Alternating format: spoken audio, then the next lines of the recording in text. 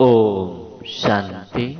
आज 14 अक्टूबर 2021।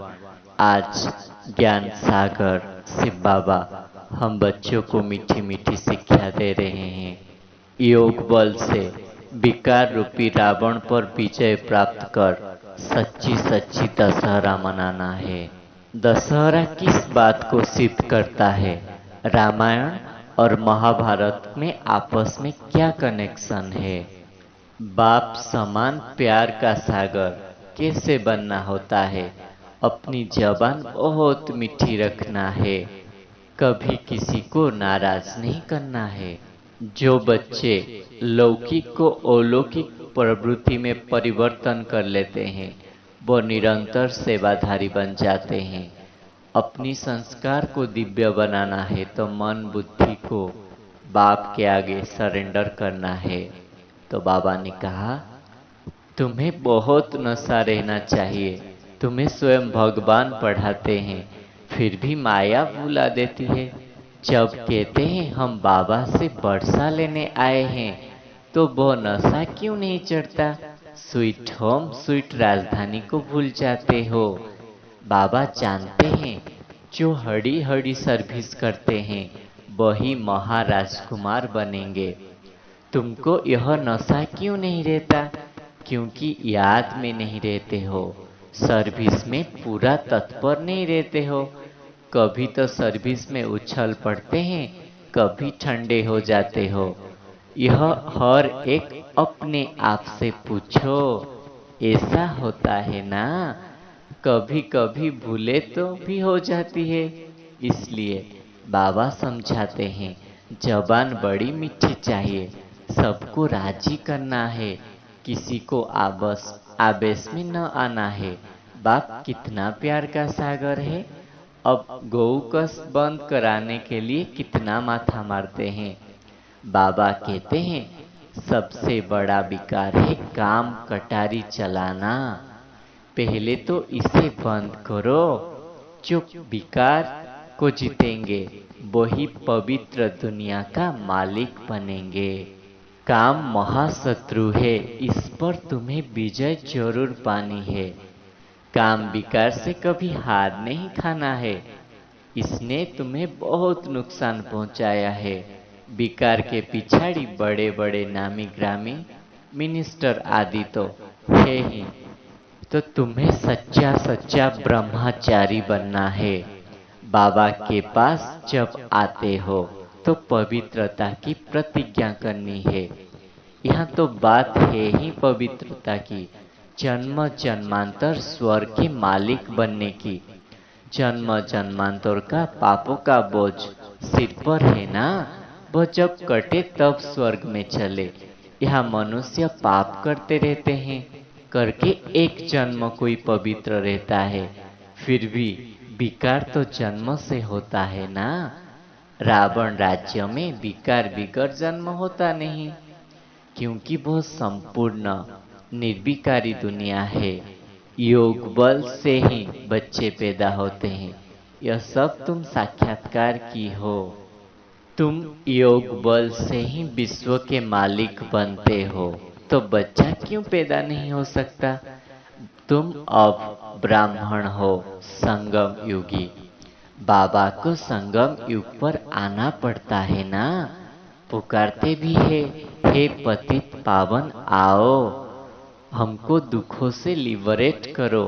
दुख देता कौन है यह भी मालूम नहीं है, तुम जानते हो। अब रावण राज्य में सारा संसार दुखी बन गया है।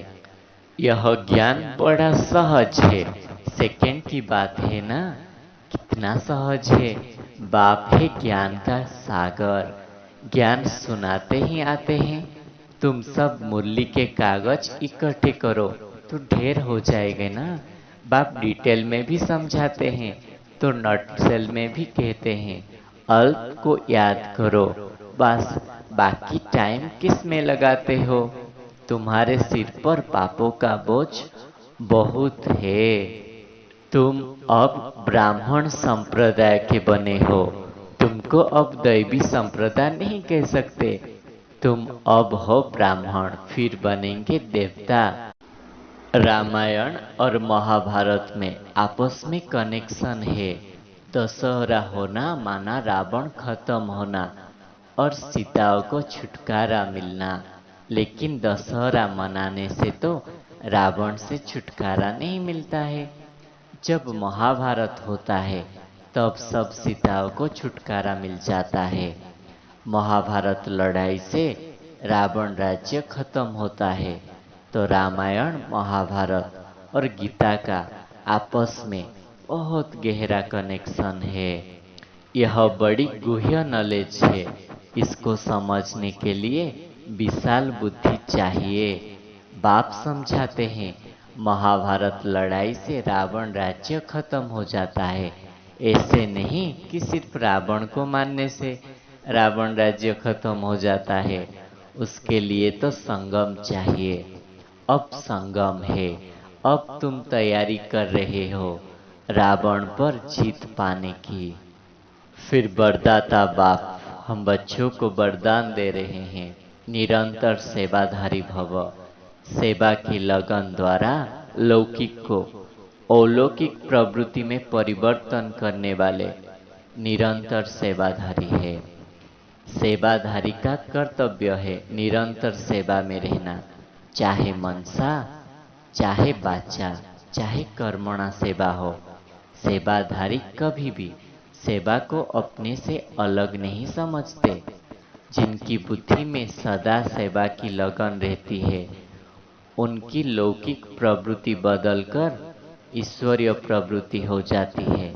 सेवाधारी घर को घर नहीं समझते, लेकिन सेवा स्थान समझकर चलते हैं। सेवाधारी का मुख्य गुण है त्याग। त्याग वृत्ति वाले प्रवृत्ति में तपस्वी मूर्त होकर रहते हैं, जिससे सेवा स्वतः होती है। तो बाबा ने कहा सेवाधारी का कर्तव्य है निरंतर सेवा करना, चाहे मनसा, चाहे वाचा, चाहे कर्मणा। सेवाधारी कभी सेवा से अपने को अलग नहीं समझता। जिनकी बुद्धि में सदा सेवा की लगन रहती है, वो लौकिक प्रवृत्ति को बदलकर ईश्वरीय प्रवृत्ति हो जाती है। सेवाधारी घर को घर नहीं समझते, लेकिन सेवा स्थान समझकर चलते हैं। सेवाधारी का मुख्य गुण है त्याग। त्याग से क्या होता है? तपस्वी मूर्त होकर प्रवृत्ति में चलते हैं, जिससे सेवा स्वतः होता है। फिर स्लोगन में बाबा ने कहा अपने संस्कारों को दिव्य बनाना है तो मन बुद्धि को बाप के आगे समर्पित कर दो। जब हम अपने मन बुद्धि को बाप के आगे सरेंडर कर देंगे तो हमारा संस्कार दिव्य ही बनता जाएगा। अच्छा, ओम शांति।